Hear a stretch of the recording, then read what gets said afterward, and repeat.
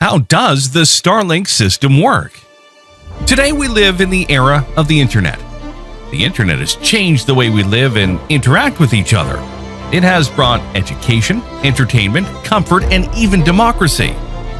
Imagining a world without the internet is hard. We're able to make this video and get it to our favorite subscribers only because of the internet. But did you know that almost 50% of the world still does not have access to the internet? That seems strange, right? But it's the truth. To counter this and make the internet accessible to everyone on Earth, Elon Musk's SpaceX is launching Starlink satellites, which plan to provide global internet coverage. But how does the internet work from space? How can Starlink satellites provide internet service from space? Will they transform our world? Let's talk about all that and more. Starlink is a global initiative by SpaceX to create a global broadband network by using a constellation of low Earth orbit (LEO) satellites to provide high-speed internet services. This system is ideally suited to provide internet coverage in rural and geographically isolated areas where internet services do not exist. Starlink uses satellite internet service technology that has been around for decades. Instead of employing cable technologies like fiber optics to deliver internet data, a satellite system sends radio signals across space. Ground stations provide signals to satellites in space, which then transfer the information to Starlink users on Earth. The goal of Starlink is to create low-latency internet all across the world. However, Starlink isn't the only company today in the competition of providing internet via satellites. OneWeb, Amazon Kuiper, Viasat, etc. are all targeting this new thriving market. But SpaceX edges past everyone because of the following reasons. Starlink employs thousands of tiny satellites rather than a few huge ones.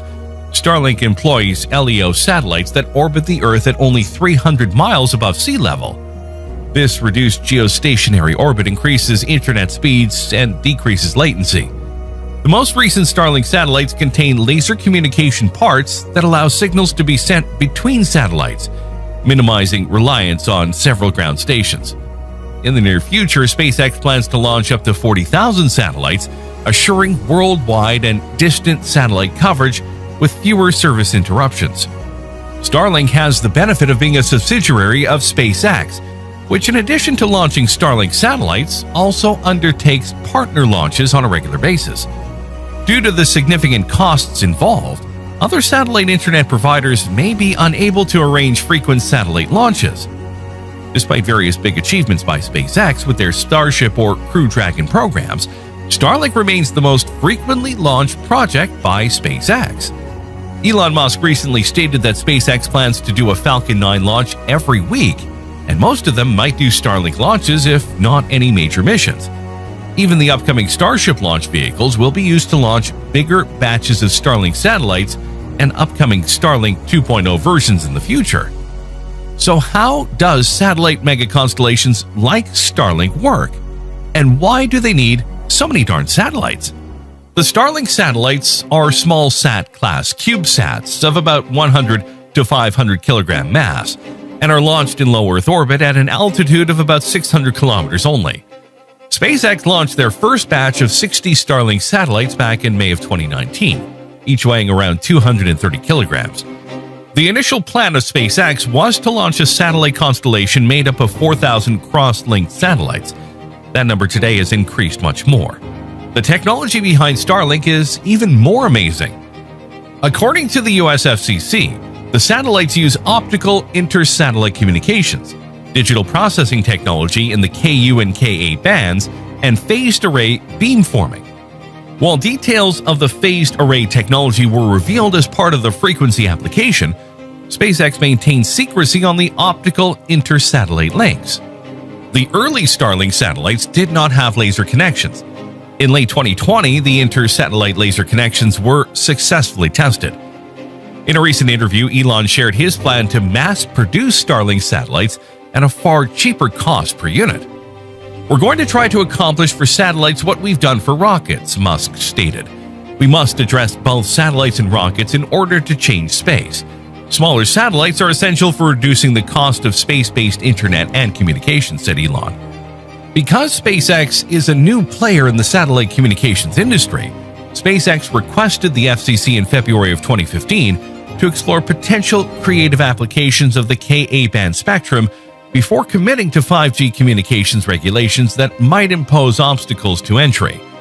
SpaceX's non-geostationary orbit communication satellite constellation will operate in high-frequency bands above 24 GHz, where steerable Earth station transmit antennas would have a wider geographic impact, and significantly lower satellite altitudes magnify the impact of aggregate interference from terrestrial transmissions. The minimal theoretical round-trip delay for internet transmission through a geostationary satellite is 477 milliseconds, although contemporary satellites have latencies of 600 milliseconds or higher.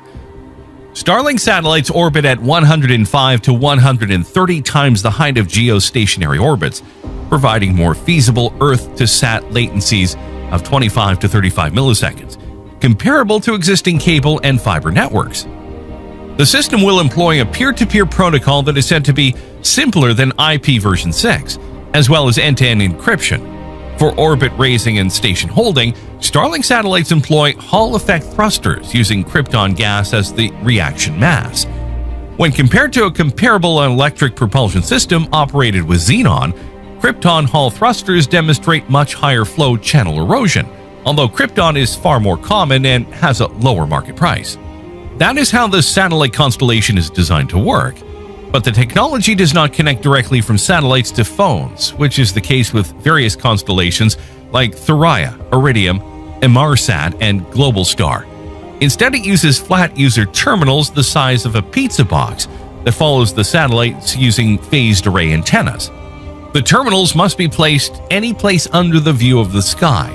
The first photographs of the antennas were first sighted back in 2020, which Elon Musk asserted looks like a UFO on a stick. This antenna is confusingly labeled as a Starlink, but more generally referred to as a UFO on a stick or Dishy McFloatface. When it's cranked up, the self-pointing antenna instantly scans the sky and latches onto the nearest overhead satellite. That is, if the ambient temperature is below 122 degrees Fahrenheit. Then it seamlessly maintains that connection as each new Starlink satellite comes into view and the previous one fades beyond the horizon. Starlink terminals have motors to self-adjust the best angle to view the night sky and continuously maintain connection. SpaceX also maintains at least 32 ground stations in the United States and has approvals for many more in the future. Starlink uses the Ka-band to connect with the ground stations. A normal Starlink ground station includes 9 2.86-meter antennas in a 400 square meter fenced-off area. SpaceX's ground stations, according to their filing, would also be installed on-site at Google data centers around the world. As a result, service is now reliant on a network of ground stations known as gateways. These stations are positioned across the world and exchange signals with the Starlink satellites, tapping them into existing fiber optic infrastructure. So a user's home antenna connects to a Starlink satellite as it passes overhead, which in turn ties them into the nearby gateway. As a result, in order to get service, customers must have a ground station within 500 miles of their location, in addition to their own antenna. Things won't stay that way for long. Starlink developers have previously experimented with a set of prototype satellites that communicate using lasers. Rather than linking people to a local ground station, the lasers would allow satellites to communicate directly at the speed of light, which is quicker in space than fiber optic cables. Once launched, a Falcon 9 launch vehicle deploys its batch of 60 Starlink satellites into an initial parking orbit at around 270 miles or 440 kilometers above Earth. From there, the individual satellites unfurl their solar panels and slowly start to spread out around the planet. Each satellite also uses its rockets to progressively propel itself to a greater height, rising into its eventual final orbit some 100 miles or 160 kilometers above the International Space Station's orbit.